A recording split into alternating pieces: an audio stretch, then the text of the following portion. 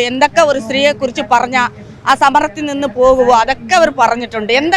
എന്തൊക്കെ പറയണോ അതൊക്കെ പറഞ്ഞിട്ടുണ്ട്. ചേച്ചി മാർച്ച് 8 വരെ ഇവിടെ ഇരിക്കണം, അല്ലെങ്കിൽ ഞങ്ങളുടെ വിജയം വരെ ഞങ്ങളുടെ കൂടെ ഇരിക്കണം എന്ന് വെച്ചിട്ട് എന്നെ എഴുതിയിട്ടുണ്ട്. ഒരു മന്ത്രിയായ ഒരു സ്ത്രീകൾ ഇവിടെ സമരം ചെയ്യുന്നുണ്ട്. ആ പരിഗണന പോലും ഇവർക്ക് കൊടുത്തിട്ടില്ല. മറ്റേ പണി ചെയ്യുന്നവരാണ് ഇവർ ബുദ്ധിയില്ലാത്തവരാണ്, തോട്ടം തൊഴിലാളികൾ. ഇതിന്റെ പുറകിൽ വേറെ ആരോ ഉണ്ട്. തമിഴ്നാട്ടിൽ നിന്ന് സപ്പോർട്ട് ചെയ്യുന്നുണ്ട്. പോലീസുകാരെ കണ്ട വീട്ടിനകത്ത് ഓടിപ്പോയി വാതിലടച്ചിട്ട് ജനലിലൂടെ നോക്കുന്ന ആൾക്കാരായിരുന്നു ഞാൻ. ഇപ്പൊ പോലീസിനെ കണ്ടും പേടിയില്ല, ആരെ കണ്ടും പേടിയില്ല. ഞാൻ ന്യായത്തിന്റെ കൂടെ നിൽക്കും.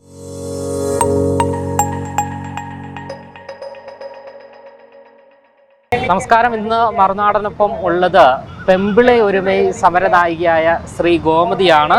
ഇവിടെ ഇപ്പോൾ ആശാവർക്കർമാരുടെ സമര പന്തലിൽ എത്തിയിരിക്കുകയാണ്. കഴിഞ്ഞ ദിവസമാണല്ലേ എത്തിയത്. ഇപ്പോൾ ഇവർ 25-ാം ദിവസം സമരം പിന്നിടാൻ പോവുകയാണ്. മുഴുവൻ സ്ത്രീകളാണ്. താങ്കളും ഒരു വലിയൊരു സ്ത്രീ സമരം നടത്തിയ ഒരു ആളാണ്. എങ്ങനെ തോന്നുന്നു ഈ ഒരു പോരാട്ടത്തെ? ഈ പോരാട്ടം ന്യായമായതുകൊണ്ടല്ല അവിടെ നിന്ന് ഞാൻ യാത്ര ചെയ്ത് ഇങ്ങോട്ട് വന്നത്. ഞങ്ങളുടെ സമരം പോലെ തന്നെയാണ്. ഞങ്ങളുടെ സമരത്തെ എങ്ങനെ പറഞ്ഞോ അതുപോലെ തന്നെയാണ് ഇവരുടെ സമരത്തെയും പറയുന്നത്. സ്ത്രീകൾ സമരം ചെയ്താൽ എന്തൊക്കെ പറയണോ, ഞങ്ങളുടെ സമരത്തിൽ അതല്ല ഇവരല്ലേ പറഞ്ഞ് ഞങ്ങളുടെ സമരത്തെ ഇല്ലാണ്ടാക്കിയത്. അപ്പൊ അതുപോലെ തന്നെ ഇവരുടെ സമരത്തെയും പറയുന്നുണ്ട്. അന്ന് സമരം നയിച്ചപ്പോൾ എന്തൊക്കെ പ്രതിസന്ധികൾ നേരിടേണ്ടി വന്നിരുന്നു? പ്രതിസന്ധികൾ എന്ന് പറഞ്ഞാൽ ഒരു സ്ത്രീ എന്ന് പോലും നോക്കാണ്ട് എന്തൊക്കെ ഒരു സ്ത്രീയെ കുറിച്ച് പറഞ്ഞ ആ സമരത്തിൽ നിന്ന് പോകുമോ അതൊക്കെ അവർ പറഞ്ഞിട്ടുണ്ട്. എന്തൊക്കെ പറയണോ അതൊക്കെ പറഞ്ഞിട്ടുണ്ട്. പക്ഷെ അതൊക്കെ അതിജീവിച്ചാണ് ഞങ്ങൾ സമരം നടത്തിയത്. അതുപോലെ തന്നെയാണ് ഇവരുടെ സമരത്തെയും പറയുന്നത്. നമ്മളിങ്ങനെ കേട്ടോണ്ടിരിക്കുന്നു, വീട്ടിലിരിക്കാൻ പറ്റിയില്ല. അതുകൊണ്ട് ഞാൻ ഇവരുടെ സമരത്തിന് സപ്പോർട്ട് ചെയ്തു വന്നു. ഇവരുടെ ആവശ്യങ്ങൾ ന്യായമാണ്. ഇവരുടെ ആവശ്യങ്ങൾ ന്യായമാണ്. 232 അവരുടെ ഓണറേറിയം. ഇപ്പോഴാണ് അവർ പറയുന്നത്, ഇപ്പോഴാണ് ഞങ്ങൾ മനസ്സിലായത് മൊത്തത്തിൽ 7000 കിട്ടും. പക്ഷേ ഇപ്പോൾ കണക്ക് നോക്കിയാൽ ഒരു ദിവസം ഞങ്ങൾക്ക് 232 പറയുന്നുണ്ട്. ഭയങ്കര സങ്കടമാണ്. അവരുടെ പാർട്ടിക്ക് വേണ്ടി പ്രവർത്തിച്ച ആൾക്കാരാണ് അവരൊക്കെ, ആശാ വർക്കർമാർ. ചില ഭാഗത്തൊക്കെ ആശാ വർക്കർമാർ എന്നെ ഇഷ്ടമില്ല. അവർക്കൊക്കെ പാർട്ടി ഉണ്ടല്ലോ, അവരൊക്കെ LDFന്റെ ആൾക്കാരാണ്, പിന്നെ CITയുടെ ആൾക്കാരാണ്. എന്നെ ഇഷ്ടമില്ല. പക്ഷേ അങ്ങനെ ഒരു ഇത് ഉണ്ടായിരുന്നു. പക്ഷേ വരുന്നവരൊക്കെ സപ്പോർട്ട് ചെയ്തിട്ട് പോകാൻ പറയുന്നുണ്ട്. പക്ഷേ ഇവർ എന്നെ അവരുടെ കൂട്ടത്തിൽ ഇരുത്തി ചേച്ചി മാർച്ച് 8 വരെ ഇവിടെ ഇരിക്കണം, അല്ലെങ്കിൽ ഞങ്ങളുടെ വിജയം വരെ ഞങ്ങളുടെ കൂടെ ഇരിക്കണം എന്ന് വെച്ചിട്ട് എന്നെ ഇരുത്തിയിട്ടുണ്ട്. അത് തന്നെ എനിക്ക് ഒന്നും അറിയാത്ത എന്നെ ഇവർ ഇതുവരെ എത്തിച്ചത് ഈ ഭരണകൂടവും ഈ പോലീസുമാണ്. അവർക്കാണ് നന്ദി പറയേണ്ടത്. എന്താണെന്ന് വെച്ചാൽ ഇല്ലാത്ത പേരുകളൊക്കെ ഉണ്ടാക്കി വിട്ടത് അവരല്ലേ. ഈ ഒരു സമരത്തോട്, ഈ ഒരു ആശാവർക്കർമാരുടെ സമരത്തോട് നമ്മുടെ ഭരണാധികാരികൾ സ്വീകരിക്കുന്ന നിലപാടിനെ എങ്ങനെയാണ് നോക്കിക്കാണുന്നത്? നിലപാട് ഞങ്ങളുടെ സമരത്തിൽ എന്ത് നിലപാടെടുത്തോ അതുപോലെ തന്നെയാണ് നിലപാടെടുക്കുന്നത്. വീടാന്തരം വോട്ട് ചോദിച്ചു വന്ന ആരോഗ്യമന്ത്രി നമ്മുടെ മിനി ചേച്ചി വീട്ടിൽ പോയപ്പോൾ, ബിന്ദു ചേച്ചി വീട്ടിൽ പോയപ്പോൾ വീട്ടിൽ കാണാൻ പറ്റത്തില്ല, ഓഫീസിൽ വന്ന് കാണാൻ പറഞ്ഞിട്ടുണ്ട്. അതൊക്കെ ശരിയായ നടപടിയാണ്. അവരെ പോലെ പെണ്ണുങ്ങളല്ലേ ഇവിടെ സമരം നടത്തുന്നത്. അവരുടെ പാർട്ടി പരിപാടിക്ക് ഇവരൊക്കെ പോകുന്ന ആൾക്കാരാണ്. അപ്പൊ സ്ത്രീ എന്ന ഒരു പരിഗണന പോലും ഇവർക്ക് കൊടുത്തിട്ടില്ല. അത് ഒരു മന്ത്രിയായ ഒരു സ്ത്രീകൾ ഇവിടെ സമരം ചെയ്യുന്നുണ്ട്. ആ പരിഗണന പോലും ഇവർക്ക് കൊടുത്തിട്ടില്ല. അവർ വരുന്ന വഴിയല്ലേ ഇത്. ഇത്രയും സ്ത്രീകൾ 25 ദിവസമായിട്ട് ഇവിടെ സമരം ചെയ്യുന്നുണ്ട്. പക്ഷേ അത് കണ്ടും കാണാതെ പോലെ നടിച്ചുകൊണ്ടിരിക്കുവാണ് ഈ ഭരണകൂടവും ഇവിടുത്തെ. ആരോഗ്യമന്ത്രി നിരന്തരം ഈ സമരത്തെ തള്ളിപ്പറഞ്ഞ് രംഗത്ത് വന്നുകൊണ്ടിരിക്കുകയാണ്. അപ്പോൾ ഈ ഒരു സമരത്തിന് ഇവർ ആവശ്യങ്ങൾ ഉന്നയിക്കുന്നത് ഇത് അംഗീകരിക്കാൻ നമ്മുടെ സർക്കാർ സന്നദ്ധമാണോ എന്നുള്ളൊരു സംശയവും നിലനിൽക്കുന്നു. അതെ, അവർക്ക് അംഗീകരിക്കാൻ പറ്റത്തില്ല.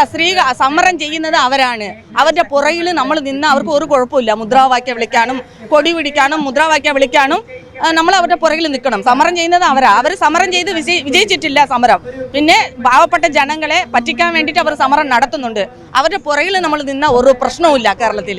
പക്ഷെ നമ്മുടെ ജീവിതത്തിന് വേണ്ടി പോരാടിയ അവർക്കത് പ്രശ്നമാണ്.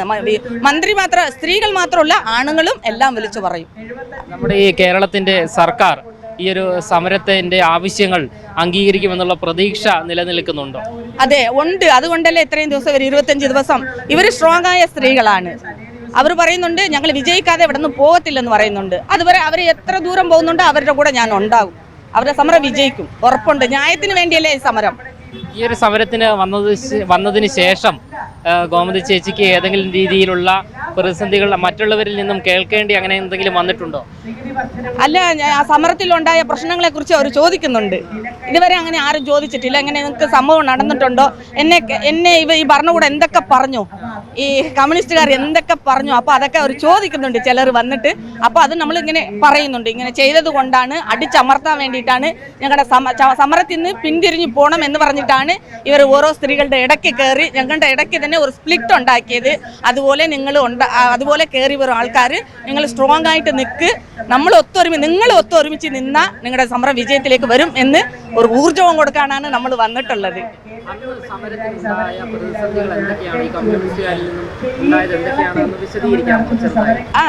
മറ്റേ പണി ചെയ്യുന്നവരാണ് ഇവർ ബുദ്ധിയില്ലാത്തവരാണ്, തോട്ടം തൊഴിലാളികൾ. ഇതിന്റെ പുറകിൽ വേറെ ആരോ ഉണ്ട്, തമിഴ്നാട്ടിൽ നിന്ന് സപ്പോർട്ട് ചെയ്യുന്നുണ്ട്. പിന്നെ ആരൊക്കെ ഏത് രാഷ്ട്രീയ പാർട്ടിക്കാർ വന്നാലും അവർ ഓഫർ ചെയ്യുന്നുണ്ട്, അവർ പൈസ കൊടുക്കുന്നുണ്ട്. പിന്നെ ഇവർ വിചാരിച്ചത് ഒരു 4-5 ദിവസം ആകുമ്പോൾ ഇവർ വീട്ടിൽ തിരിച്ചു പോകും, പസിയും പട്ടിണിയും ആകുമ്പോൾ കയ്യിൽ പൈസ ഇല്ലാണ്ടാകുമ്പോൾ ഇവർ തിരിച്ച് വീട്ടിൽ പോകും എന്നാണ് ഇവർ പ്രതീക്ഷിച്ചത്. പക്ഷേ ഓരോ ദിവസം ആകുമ്പോൾ ഇങ്ങനെ തോട്ടം തൊഴിലാളികൾ ഇങ്ങനെ വന്നുകൊണ്ടേയിരുന്നു. പിന്നെ ഒരുപാട് ഫാമിലിയിൽ ഒരുപാട് പ്രശ്നം ഉണ്ടാക്കി. എനിക്ക് മാത്രമല്ല, എൻ്റെ കൂടെ ഉള്ള സ്ത്രീകൾക്കൊക്കെ ഒരുപാട് പ്രശ്നം ഉണ്ടാക്കി. പക്ഷേ എന്താണെന്ന് വെച്ചാൽ ഭർത്താക്കന്മാരൊക്കെ രാഷ്ട്രീയ പാർട്ടിക്കാരാണ്, ഇവരുടെ ഭർത്താക്കന്മാർ CPM-കാരാണ്. പക്ഷേ ഇവർക്ക് സപ്പോർട്ട് ചെയ്യുന്നുണ്ട്. പക്ഷേ ഞങ്ങൾക്ക് അത് സപ്പോർട്ടില്ല, പോകണ്ട, നമുക്ക് ഇവിടെ ജീവിക്കാൻ പറ്റത്തില്ല, കമ്പനി പിരിച്ചുവിടും എന്നൊക്കെ പറഞ്ഞിട്ട് ഒരുപാട് ഒരു സ്ത്രീ എന്ന ഒരു പരിഗണന പോലും ഇല്ലാതെ ഒരു സ്ത്രീയെക്കുറിച്ച് എന്തൊക്കെ പറഞ്ഞാൽ അവിടെ നിന്ന് ഞങ്ങളൊക്കെ പാവപ്പെട്ടവരാ, ഇവരൊക്കെ സിറ്റിയിൽ ജീവിക്കുന്നവരാ. ഞങ്ങൾ ആരെങ്കിലും നമ്മൾ തെറ്റായിട്ട് പറഞ്ഞാൽ അപ്പോൾ നമ്മൾ നാണിച്ച് നമ്മൾ പുറത്ത് വരത്തില്ല, എന്തെങ്കിലും ചെയ്യും. അങ്ങനെ ഒരു സംഭവമൊക്കെ ഉണ്ടായിട്ടുണ്ട് ഞങ്ങളുടെ സമരത്തിൽ. ഒരു സ്ത്രീയെക്കുറിച്ച് എന്തൊക്കെ പറയണം അതൊക്കെ പറയും. നമ്മുടെ CITU ആയാലും കമ്മ്യൂണിസ്റ്റ് പാർട്ടിക്കാരായാലും എല്ലാവരെയും കുറ്റം പറയുന്നത്. ചില സഖാക്കൾ പറയുന്നുണ്ട്, ഗോമതി ഞങ്ങൾ പറയേണ്ട കാര്യങ്ങൾ ഗോമതി വന്ന് പറയുന്നുണ്ട്, സന്തോഷം. പക്ഷേ ഞങ്ങൾക്ക് ഞങ്ങളുടെ രാഷ്ട്രീയ പാർട്ടിക്കാരെ എതിർത്ത് പുറത്ത് വരാൻ പറ്റത്തില്ല. DYFIയിലുള്ള പയ്യന്മാരൊക്കെ പറയുന്നുണ്ട്, ഞങ്ങൾ ചെയ്യേണ്ട കാര്യം അക്ക ചെയ്തു, സന്തോഷം, പക്ഷേ പുറത്ത് അക്കയോട് സംസാരിക്കാൻ പറ്റത്തില്ല എന്ന് പറഞ്ഞിട്ട്. ഫാമിലിയിൽ പ്രശ്നം ഉണ്ടായിട്ടുണ്ട്, മക്കളുടെ പേരിൽ കള്ളക്കേസ് എടുത്തിട്ടുണ്ട്. ഞങ്ങളുടെ ഇടയ്ക്ക് തന്നെ സ്പ്ലിറ്റ് ഉണ്ടാക്കി, സ്ത്രീകളുണ്ട്, ഇപ്പോൾ 10 സ്ത്രീകളുണ്ടെങ്കിൽ ആ 10 സ്ത്രീകളുടെ ഇടയ്ക്ക് കയറിയിട്ട് സ്പ്ലിറ്റ് ഉണ്ടാക്കിയിട്ടുണ്ട്. ഇവിടെ ഗോമതിയല്ല കേരളത്തിൽ വരേണ്ടത്, ഗോമതി തമിഴ്നാട്ടുകാരിയാണ്, ഇവിടെ ജനിച്ച് വളർന്നവർ നിങ്ങളാണ് ഇവിടെ പെമ്പിള ഒരുമ, ഗോമതിയല്ല. എന്താണെന്ന് ഗോമതിയാണ് ആ സമരത്തിൽ ആദ്യം മുദ്രാവാക്യം വിളിച്ച ആള്. ഗോമതിയുടെ ഓരോ മുദ്രാവാക്യത്തിനും ജീവനുണ്ടായിരുന്നു. ആദ്യ ദിവസം വിളിച്ചത് ഞാനാ. അവിടെ 3-6 വന്ന് ചോദിച്ചാൽ നിങ്ങൾക്ക് അറിയാം, മുദ്രാവാക്യം വിളിച്ചത് ഞാനാ. പിന്നെയാണ് പേപ്പറിൽ എഴുതി വെച്ച് ഓരോ സ്ത്രീകളും ധൈര്യമായിട്ട് മുന്നോട്ട് വന്നത്. ഇന്ന് അവരോട് പോയി ചോദിച്ചാൽ എങ്ങനെയാണ് കമ്പനി, എങ്ങനെയാണ് നിങ്ങളുടെ രാഷ്ട്രീയ പാർട്ടി എങ്ങനെയാണെന്ന് പറഞ്ഞാൽ കുറ്റം പറയത്തില്ല. അവർക്കൊക്കെ പേടി, ആർക്കും പേടിക്കാണ്ട് ഒന്നും അറിയാത്ത ഞാൻ പോലീസുകാരെ കണ്ട വീട്ടിനകത്ത് ഓടിപ്പോയി വാതിലടച്ചിട്ട് ജനലിലൂടെ നോക്കുന്ന ആൾക്കാരായിരുന്നു ഞാൻ. ഇപ്പോൾ പോലീസിനെ കണ്ടും പേടിയില്ല, ആരെ കണ്ടും പേടിയില്ല.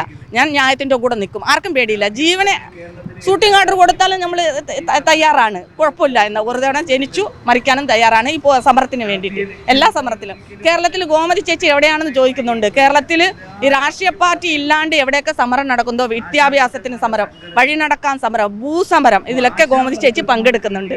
എന്താണെന്ന് വെച്ചാൽ നമ്മൾ പോകുമ്പോൾ ഒന്നറിയാത്ത ഞാൻ ഒരു വില്ലേജിൽ ജനിച്ചു വളർന്നതാ, മൂന്നാർ ദേവികുളം ഭാഗത്ത്. ഇപ്പോൾ കേരളത്തിൽ എവിടെ പോയാലും നമ്മുടെ ഗോമതി അക്ക എന്ന് പറയുന്നത്, ഒരു തമിഴായ ഞാൻ കേരളത്തിൻ്റെ സ്വന്തം അക്കയായിട്ട് മാറിയതിൽ എനിക്ക് വളരെ സന്തോഷമുണ്ട്. പിന്നെ ഇവരുടെ സമരത്തിൽ ന്യായമായ സമരമാണ്. ഞങ്ങൾ സമരം ചെയ്തപ്പോൾ എന്തൊക്കെ പ്രശ്നം ഉണ്ടായി, അതുപോലെ പ്രശ്നം ഉണ്ടാതിരിക്കണം എന്ന് പറഞ്ഞിട്ട് ബിന്ദു ചേച്ചിയോടും മിനി ചേച്ചിയോടും അവിടെ പിന്നെ മറ്റുള്ള ആശാ വർക്കർമാരോടും നമ്മൾ പറഞ്ഞു കൊടുക്കുന്നുണ്ട്.